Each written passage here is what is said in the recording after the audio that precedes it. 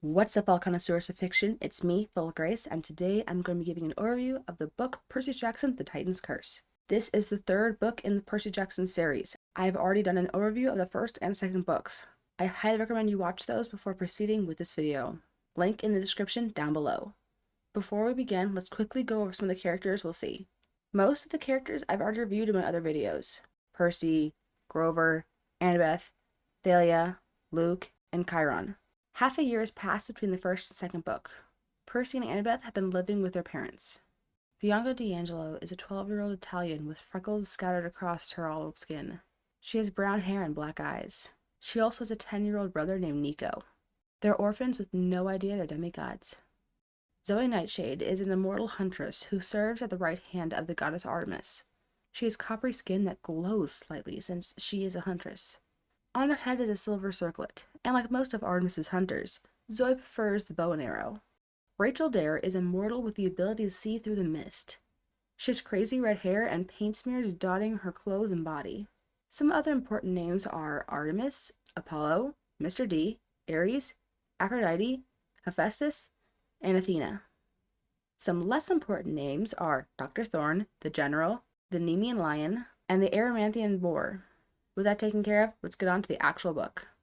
We start off with Percy, Annabeth, and Thalia at a military school. Grover called for backup to get the D'Angelos to safety. Unfortunately, a monster posing as a teacher named Dr. Thorne gets to the demigods first. They're aided by Artemis and her hunters during their fight, but the beast escapes, taking Annabeth with him.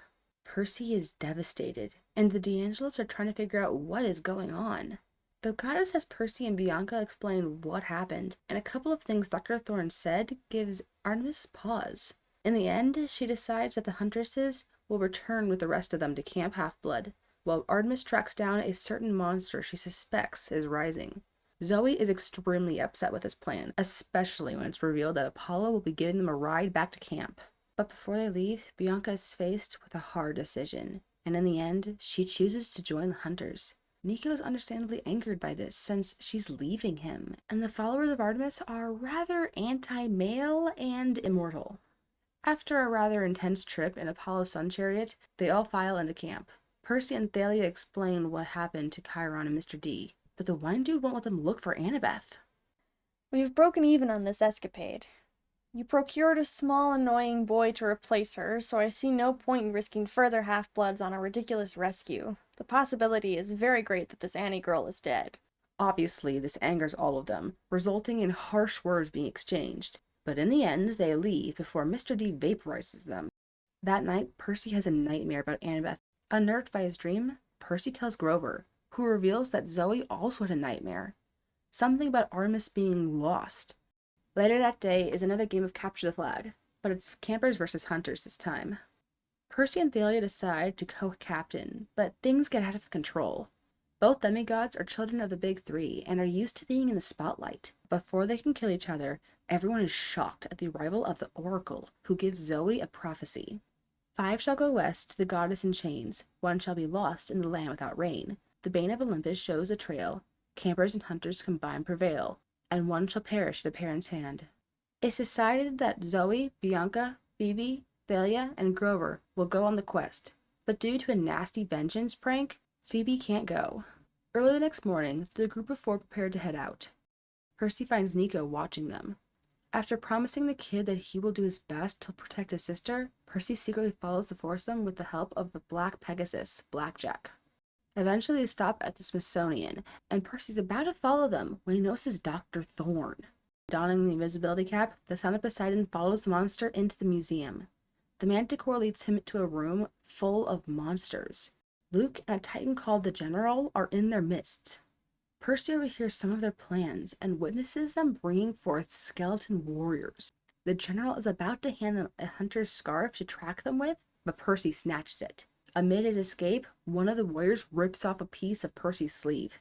They're now hunting him. At the space exhibit, Percy literally runs into Thalia. He quickly informs her, Grover, and the hunters what's up. Unfortunately, their conversation is interrupted by the Nemean Lion.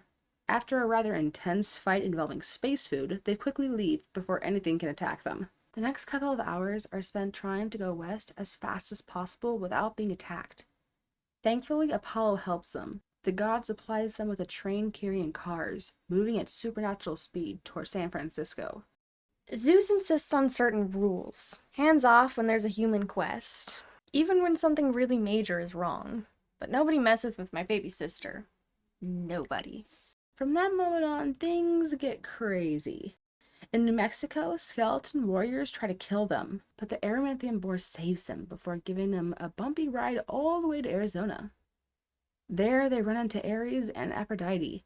Apparently, the goddess of love has plans for Percy and Annabeth, much to the alarm of the son of Poseidon. The group is then teleported, against their will, to some unknown desert scrapyard that apparently is Hephaestus's domain. Zoe warns them not to touch anything, but Bianca can't resist taking a figurine she knows Nico would love. This results in a prototype giant metal robot waking up and attacking them. In the end, Bianca sacrifices herself to save the others. With no other options, they press on with their quest.